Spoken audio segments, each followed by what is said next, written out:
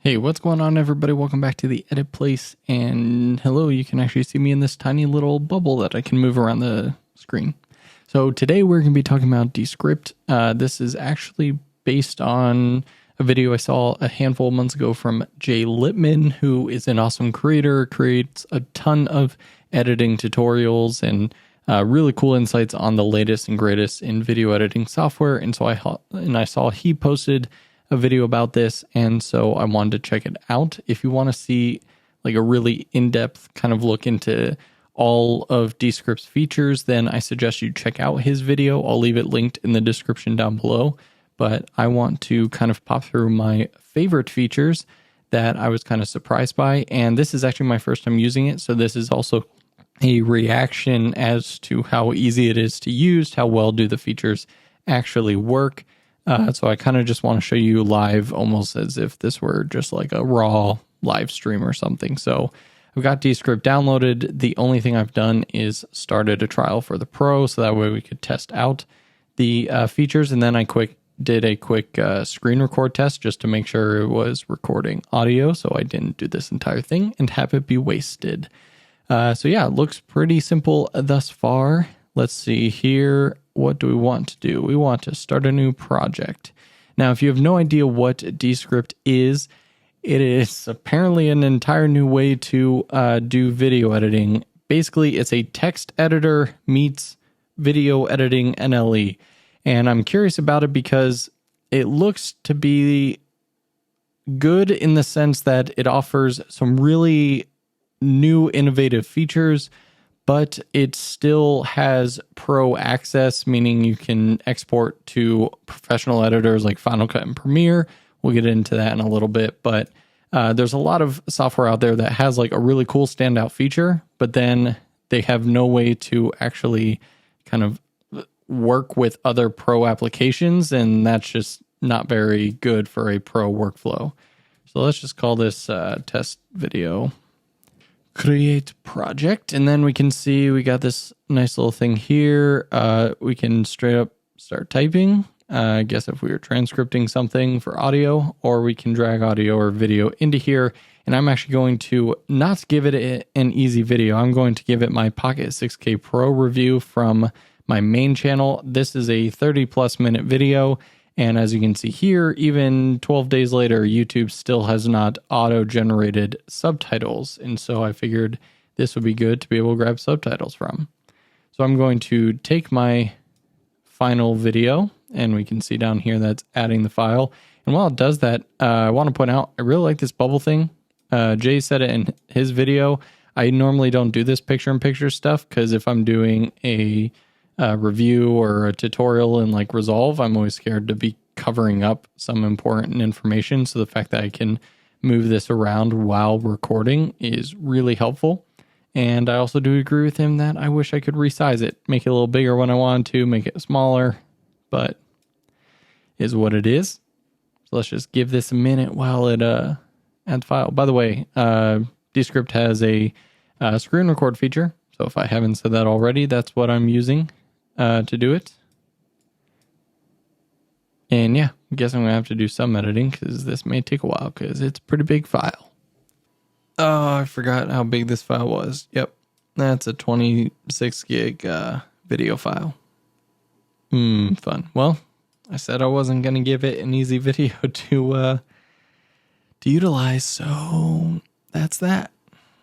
Alrighty, had to stop recording there for a bit, gave up on the super long video, and I'm just going to do a shorter one.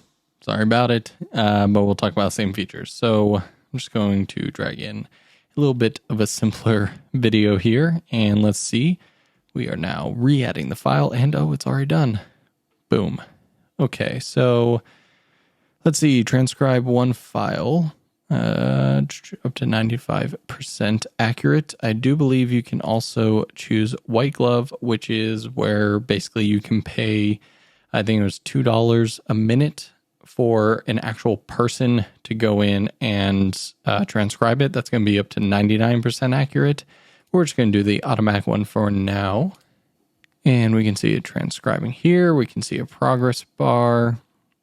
Gotta say, progress bar is always undervalued because there's so many things where it's like, oh, loading or waiting and never tells you exactly how long it's going to take. It's annoying as it's all get out. So this is going pretty quick. Jump to 50 pretty quick. 70. All right, going quick. And there we go. Cool.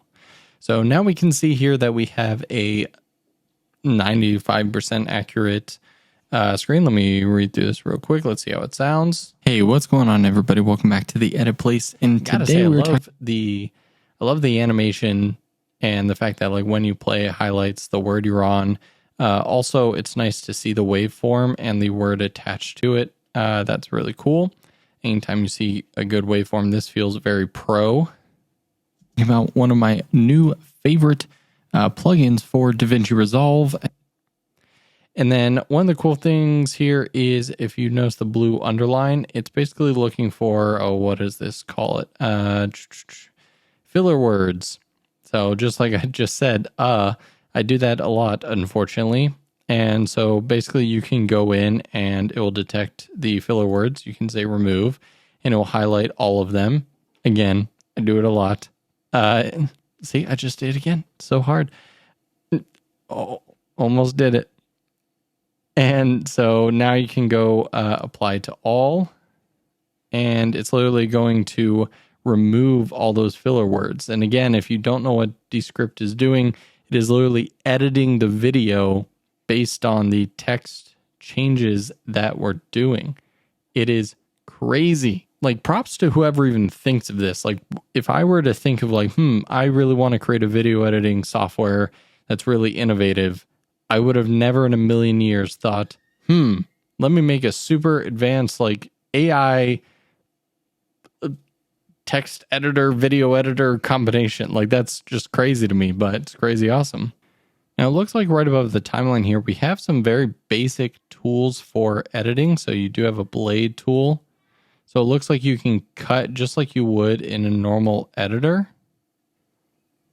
So if I were to select this clip, yeah, I can delete it just like a normal, just like a normal video editor. But the power and the point that of why this piece of software is so different is the fact that you can edit based on the text in here. So if I wanted to remove this whole sentence, and then on the right-hand side, we have main parameters. So if I just play it right before it, whichever you prefer. And then on the right-hand side here, we have our main parameters, pretty simple. So if I, for whatever reason, wanted to remove that, just like a text editor, I can highlight it, and you can also see it highlights it in the timeline. And if I just backspace, again, just like I'm removing the words, it's now removed the audio as well. So if I play it back, transparent, whichever you prefer, pretty simple. So what we're going to do is and so it leaves a little bit of a gap there. And again, I could trim that down and close the gap. That's really cool. Pop-up, which we'll talk about in just a second. You can make it transparent a little bit or like super transparent, whichever you prefer. Pretty simple. So cool. Played it back a little bit too long there, but all right. So now we are moving on to what I think is one of the coolest features, but I am just curious to see how it actually works. And that is the overdub feature. Basically, it is where, let's say, we're going through this whole thing and I don't know, instead of iPhone 12 Pro Max, this is supposed to be like OnePlus 9 Pro. You say the wrong thing, it happens in every single video. We all do it. And so rather than resetting up all of our cameras, microphones, and everything and having to redub it and kind of overwrite it, let's see if we can do an overdub. Now, I believe to use overdub, we have to add a speaker. So again, based on Jay's video, we have to select here, hit edit speakers. Now, I don't have anything right now. So if you haven't done what I'm going to show you in a second to properly set up this feature, you can add someone, add my name, and then you can use one of the included names here. Life is like a camera. Life is like a camera. Life is like a camera. Life is like a Life so is like you can pick one of these, which obviously is going to sound terrible unless you do an entire VO in that voice, or else it's literally going to be like my voice reading like, So as I can see here, once I get the iPhone 12 Pro Max, like, it would just sound ridiculous. So what we need to do is I'm going to cancel that, hit done. We're going to leave this project for a second and go to the overdub section. And basically, I guess what we have to do is record 10 minutes of the voice. That's going to apparently give it enough sustenance to overdub my voice with almost any word. So let's see. So Michael, boom, for instructions and the recording script, visit training. Okay. If you're wondering what that was, that just popped up. About to watch Ed Sheeran's Hot Ones. So I basically have to stop this recording again and then record just my voice. Great. I'll do that and I'll see you guys in a few minutes. Alrighty, so that was quite the experience. Literally, I just went through the first like 10 minutes of this script, and I ended up watching the 3-minute video giving you pointers. Basically, it talks about how you want a high quality mic like this, not using the built-in mics of your computer, and then also use the same voice and tones that you're using in whatever videos you're recording. The only thing that it didn't really talk about that I was kind of confused on is I'm not, as you can see in this video, I stumble on my words and I mumble. And so I'm not sure, like, if I were to mess up on a word or skip one of like the small words and just kind of ramble, how much that will affect everything. Now, the nice thing is you can record in bits. So like, again, I got so tired after reading 10 minutes. I'm not a reader. So it recommends to get for professional work that you at least do 30 minutes. But the best results will be 90 minutes plus of recording. So I'm not expecting too much, but it also takes time. Once you record, I got an email saying it submitted for creating the overdub. I'm guessing whatever happens in the background. But even 5 minutes, this has been sitting here for about 10 minutes or so. So it's definitely not a quick process. It says it usually takes less than a day. I'm guessing since it was 5 minutes, it definitely should be. But yeah, this is really interesting. The other cool thing is that you can actually share the voice. So by creating this voice, and what's funny is the first paragraph of the script is literally like a consent to having a AI voice basically be created. So it's kind of cool. I mean, it's something that you take a good amount of time on in the beginning. But I'm very curious to see how good 10 minutes of record time is, because Jay said, I believe he said he did the full 30 minutes and his was still sounding kind of like iffy. It sounded pretty good, but the spacing was kind of rough. And so 5 minutes is probably not even going to sound like me, is my guess. But this is a really, really powerful feature, especially if you put in the time and train it properly. But yeah, Descript, if you people do watch this video, please let me know in the comments if it is key to not only read words, hearing the voice, but if the AI is like, oh, he said leopard's weird, and then like it trains based on that. Like because one time I read it and I was like, leopards. So like, does that mean it thinks that I think P's are F's or something? I don't know. I guess that's why you read a bunch. So it kind of creates that. But hey, everyone, don't mean to interject into the edit here, but it's now the next day, and around like 2 or 3 a.m., I got the email saying that Descript has finished processing the voice. And I recorded this, I don't know, maybe around like 7 p.m. or something. So handful of hours to process 10 minutes of data, but let's see what the results are. So I'm back on the same test project. Now I'm going to, there's my voice. And so now if I highlight this,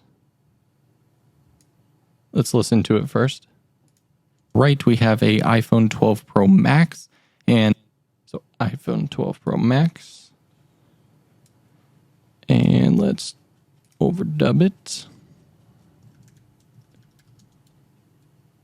9 Pro, like I said before. So excited. So it's generating the overdub.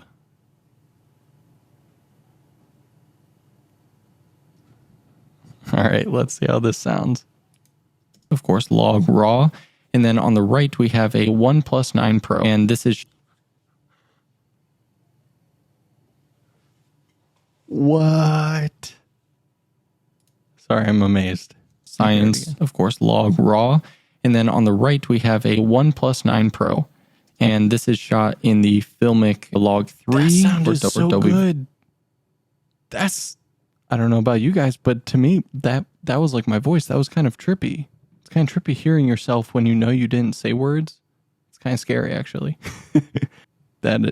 I can't even imagine if I did. I literally did a terrible, sloppy job reading that script for 10 minutes. That's really cool. All right, back to the rest of the previous recording. That was awesome. Fantastic technology, Descript. Totally forgot the last thing I was going to talk about.